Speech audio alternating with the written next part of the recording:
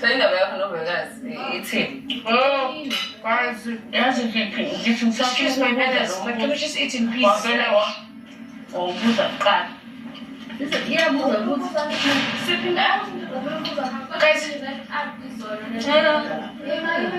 Bekufuna ukuthi kahle kahle uphumele novekazi kwenzakalani. Abonga khona.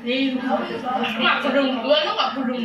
Hi everyone, welcome to Life with Umakajeni. I am Umakajeni. So guys, I've always been saying that usine yazi mina ngiyabaza abantu abafana noSine ne.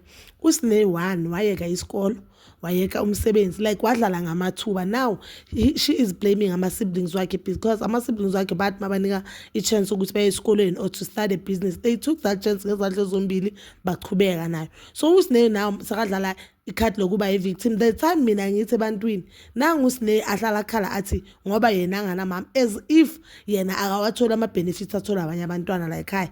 Kwathiwa usine no ufuna i-therapy ntontoni ngoba uke wandlula ezimeni enzima. Sazi ukuthi usine uke wahlukunyezwa ngecansi, but now yini le nto yenza usine guys, and mene bande bobenza usine because le khadi elidlala usine now it seems like ufuna ukuba good books with Ithirelo aphume kuviyokazi, because I understand why ukuthi asendabeni zakaviyokazi kangaka.